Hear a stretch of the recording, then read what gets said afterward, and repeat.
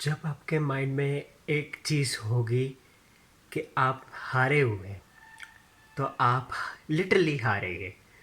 तो यानी जीतने का कोई चांस नहीं होता। देखिए, साइंस तो इस चीज़ को कहती है कि मेंटली जो आप परसीव करने लगते हो वो फिर होता भी एज इट इज़ ही है। अब पाकिस्तान के साथ भी यही मसला है कि पाकिस्तान जो है जीतने के लिए जाता ही नहीं है। मतलब बॉडी लैंग्वेज तो कंपैटिबल ही नहीं है ना जीतने के इंटेंट के साथ। ओपोनेंट्स चाहे बांग्लादेश हो, इंग्लैंड हो रेड बॉल फॉर्मेट में, या फिर यूनाइटेड स्टेट्स ऑफ अमेरिका हो, जब आपको मेंटली चैलेंज करे तो आप पैरालाइज हो जाते हो और फिर आप डगमगाते हो। आप बिल्कुल ही फिर जो है मफलूज हो जाते हो अनफॉर्चुनेटली। और फिर नतीजा क्या निकलता है? Comprehensive defeat against the opponents. और यही मसला पाकिस्तान का हो रहा है। पाकिस्तान की क्रिकेट के बारे में मौजूदा जो सिचुएशन है पाकिस्तान क्रिकेट की, तो उसकी उस बारे में बात हम कहाँ से करें?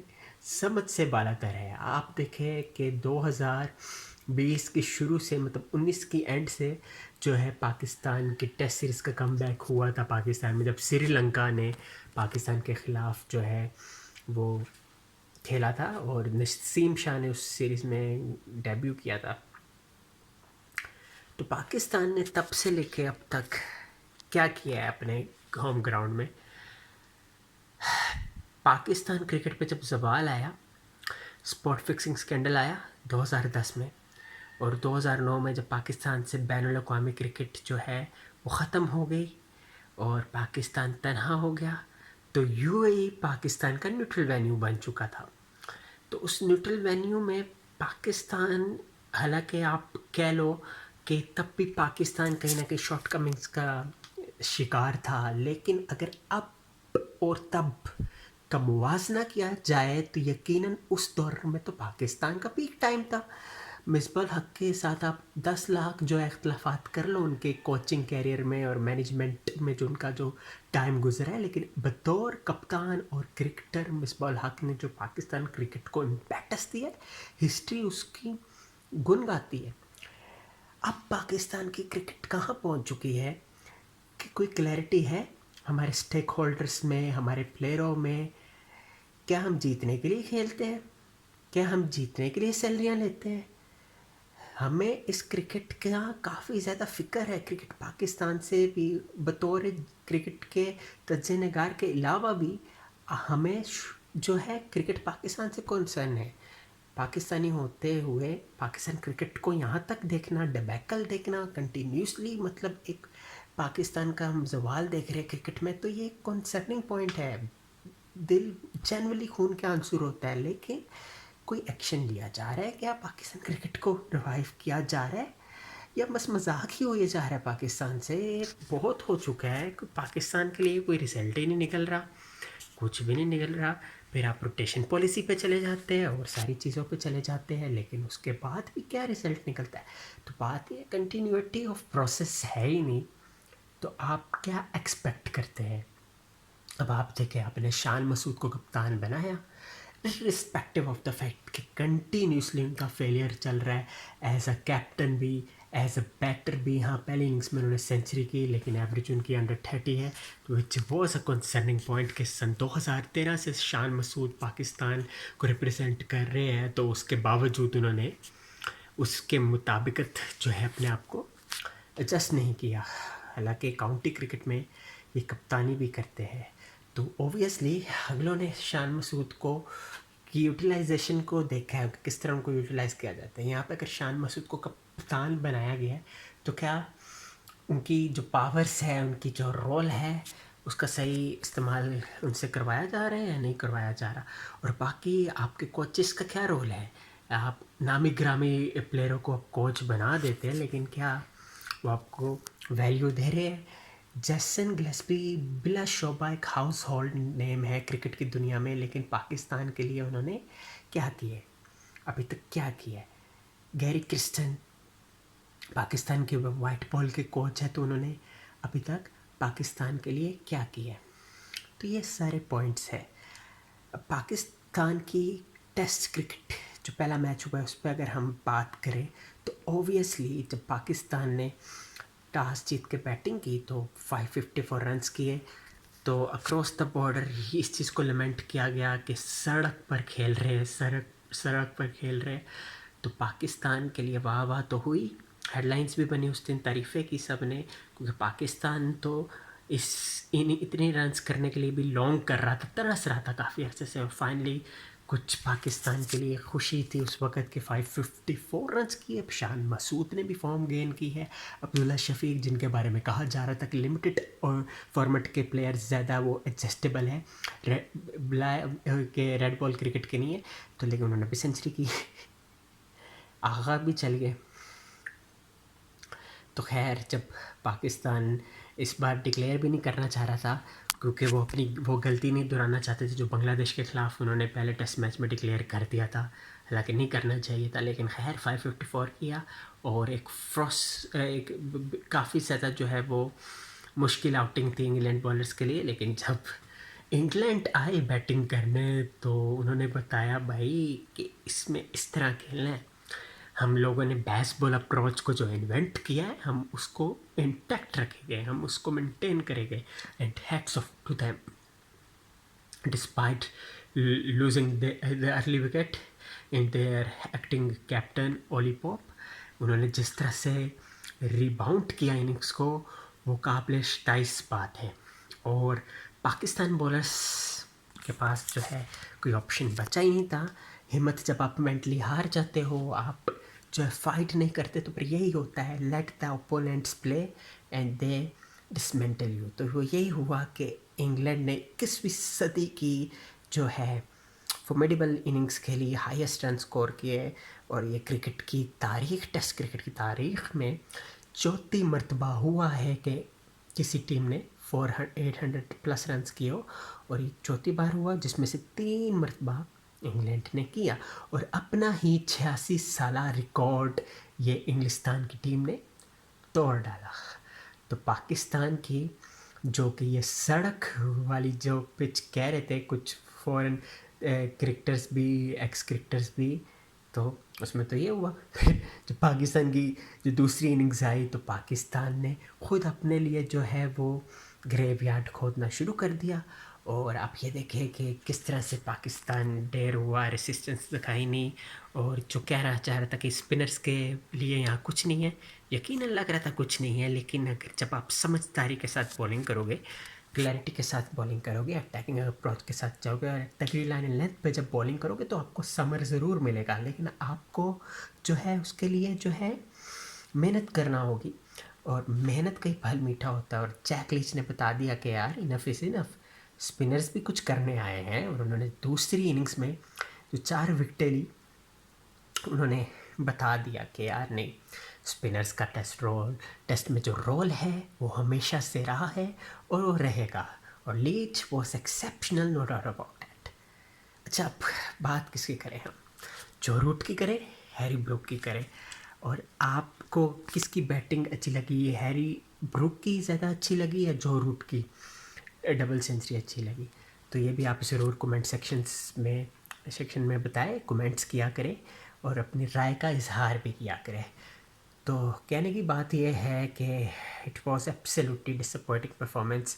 कौन सोच सकता है कि आप 554 रन्स कर रहे हो पहली इनिंग्स में और उसके बाद आप जो है 47 रन्स एंड इनिंग से हार जाओ आप?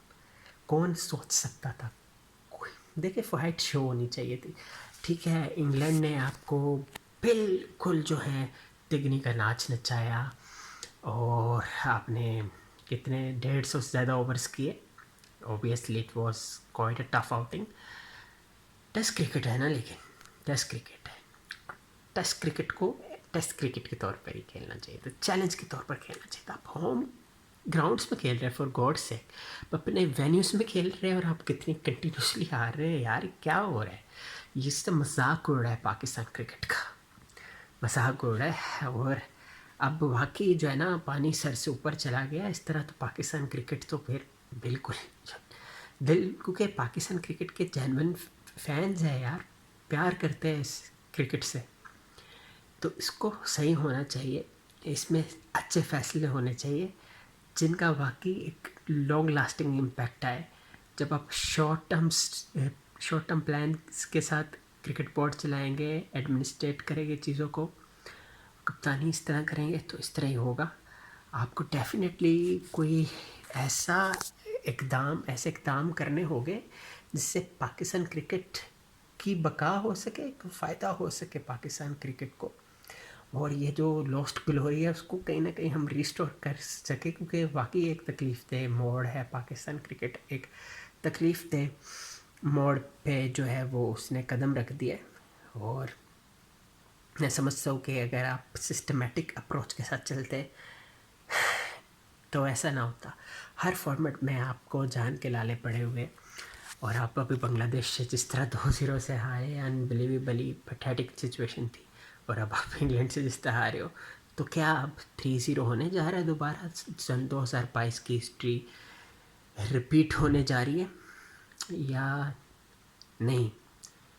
शान मसूद ने कहा तो है वैसे कि हम स्ट्रॉन्ग कमबैक करेंगे। यार देखिए, बात यह है कि आप लफ्ज़ी बातें तो कर ले, अमली जामा पहनाना पड़ता है यार, अमली जामा।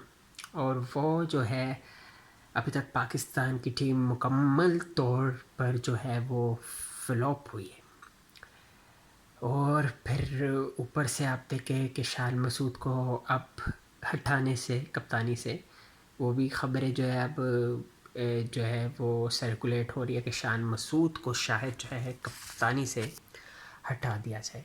और नाम किन किन के आ रहे हैं कि उनकी जगह बनाया जा सकता है, उसमें आप अब सुने ज़रा गौर से। मोहम्मद रिजवान, सऊद शकील और सलमान अली आगा। तो आप ये देखें कि आप एक कप्तान जो वाकई नहीं परफॉर्म कर पा रहा, ठीक है, आप उसे हटाएंगे। अगर आप रिजवान को लेके आते हैं, रिजवान जो है अगर नहीं चलते, उनकी कप्तानी में भी आप मुसलसल हारते हैं, तो फिर आप रिजवान को हटाएंगे। सऊद शकील को लेके आते हैं, सऊद शकील नहीं चलते तो फिर हटाएंगे। आगा, सलमान अली आगा, यार सलमान अली आगा काफ़ी अरसे से पाकिस्तान क्रिकेट का हिस्सा है, मतलब डोमेस्टिक भी काफ़ी अरसे से खेले, 12-13 से डोमेस्टिक खेल रहे हैं। और ये लाहौर लायंस जो कि इंडिया गई थी ना चैम्पियंस लीग T20, तो उसमें भी उन्होंने नुमाइंदगी की थी। तो कहने की बात है, ऑलराउंडर कहलाते हैं अपने आप को, बहुत अच्छी बात है उन्होंने सेंचुरी की, लेकिन मेरे हिसाब से मेरा ये ज़ाती ख्याल है कि वो पोटेंशियल जो सलमान अली आगा दिखा सकते थे वो नहीं दिखाया। मैं बार बार बात करता हूँ मोहम्मद हफीज़ की, शुएब मलिक की। मैं क्यों करता हूँ? क्योंकि ऐसे प्लेयर्स भी नहीं आ रहे, इनकी एजें हो रही थी तो ये नैरेटिव बनाया जाता था कि यार एज हो रही है, इनको निकाल दो, यंगस्टर्स को लाओ। तो आप अभी सारे आप गूगल करें, सर्च करें कितने number of youngsters Pakistan cricket ने खिलाए, सबसे ज़्यादा खिलाए हैं रिसेंट टाइम्स में, इतने चांसेस दिए। तो बात यह है ना कि कॉम्बो बना नहीं पा रहे, पूल आप बना नहीं पा रहे। अब आप इंडिया की हम बार बार अपने हमसायों की आप एग्जांपल देते हैं, तो वो आप देखें ना, उन्होंने जो लॉन्ग टर्म प्लान्स करने होते हैं, अब शुभमन गिल को अगर उन्होंने लिमिटेड ओवर्स का नायब कप्तान बनाया तो उसको लीडर बना रहे हैं, स्टेप बाय स्टेप चढ़ा रहे हैं। अब Babar Azam undoubtedly is brilliant batter, लेकिन जब उनको कप्तान बनाया गया तो इस तरह उनको ऊपर इतना ज़्यादा बर्डन डाल दिया गया, उनकी ओवर हाइप्ड करके, कि बस किंग किंग किंग किंग जब हो रहा था तो ज़ाहिर बात है एक प्रेशर पड़ता है एज अ ह्यूमन बीइंग आपको, तो ज़ाहिर बात है फिर परफॉर्मेंस पे भी इम्पैक्ट पड़ता ही पड़ता है। तो ये सारी चीज़ें हैं। और अब आप कप्तानी से शान मसूद को हटाएंगे तो क्या आपको लगता है कि अगले दिन ही आपकी क्रिकेट बिल्कुल ठीक हो जाएगी? इस तरह ना करें, कंसिस्टेंसी रहने दें। अब नई सिलेक्शन कमेटी बन गई, नई सिलेक्शन कमेटी में अंपायर हजरात है, जर्नलिस्ट डाल दिए यार, जर्नलिस्ट डाल दिए।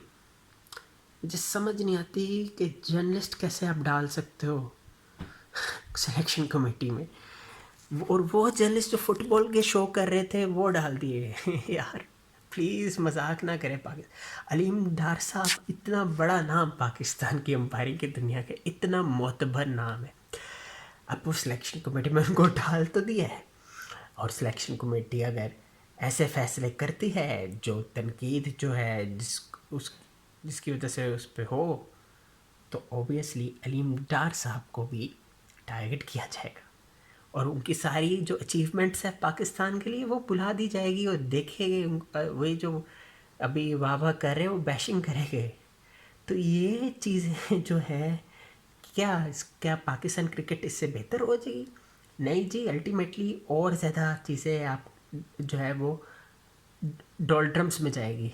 तो आपको ये समझना है, इस चीज़ को समझे, तहम्मुल से फ़ैसला करें, जल्दबाजी और नहीं कर सकते। अब आप पहले आपने रोटेशन पॉलिसियों की वजह से देख लिया पाकिस्तान क्रिकेट का flop show in T20 world cup, Bangladesh series, test series against England अब जो चल रही है उसमें, और आपके पास बॉलर्स किधर चले गए? हम सुनते रहते थे Pakistan have brilliant bowling unit and look now वो बॉलिंग यूनिट क्या कर रहा है समझ नहीं आ रहा यार। मतलब पाकिस्तान की जो क्रिकेट है उसकी कोई शेप ही नहीं नज़र आ रही। मतलब उल्टा जो है वो पाकिस्तान बिल्कुल ही जो है वो शॉर्टकमिंग्स का शिकार है। और आप ये देखें, पाकिस्तान क्रिकेट की रिच हिस्ट्री रही है, लोग डरते रहे हैं पाकिस्तान से, और पाकिस्तान को इसमें कोई शक नहीं है। अनप्रडिक्टेबल कहते थे तो हम बुरा नहीं मनाते थे, क्योंकि पाकिस्तान अनप्रडिक्टेबल से मुराद ये था कि जब वो अपने दिन में आए तो इस तरह से खेले कि बिल्कुल ही टॉपल कर दे ओपोनेंट्स को। लेकिन अब पाकिस्तान की टीम प्रेडिक्टेबल हो गई है, क्योंकि कंसिस्टेंटली जो है पाकिस्तान की टीम हारती जा रही है। और शान मसूद को अगर आप हटा दोगे तो क्या मतलब आप जो है सब फ़ायदा हो जाएगा आपको। पहले आपको नहीं ख्याल आया था जब आपने शान मसूद को कप्तान बनाया था? तो तसलसल तो नहीं रहेगा ना। समझ नहीं आती क्या बात करें। लेकिन सिलेक्शन कमेटी अब ये भी सुना है कि जो बड़े हैं PCB के, वो बड़े नाराज़ है पाकिस्तान के मैच हारने से, और दूसरे टेस्ट मैच में काफ़ी शिफ्ट चेंजेस करने की ये सोच रहे हैं। तो लेट्स सी। लेकिन उन चेंजेस से क्या पाकिस्तान क्रिकेट को फ़ायदा हो जाएगा? इंस्टेंटली आप लोग भी कमेंट सेक्शंस में कमेंट करें और अपनी राय से, जो कि बड़ी वैल्यूएबल है, उससे आप आगाह करें हमें। देखिए, टेस्ट क्रिकेट है ना, इट सेल्फ रिफ्लेक्ट्स के टेस्ट है। और टेस्ट कैसे है? आप टेम्परामेंट का टेस्ट है, आप कितनी रेजिलियंट है वो उसका टेस्ट है, आप कितने जो है डाउन टू द वायर होके खेलते हैं, किस बॉल को मेरिट पे खेलते हैं, क्या आपकी शॉट्स जो है बॉल के लाइन चल रही है या नहीं, या फिर आप बिल्कुल ही ढीला शॉट खेल रहे हो, लूज़, आपका कंसंट्रेशन ही नहीं है बॉल पे।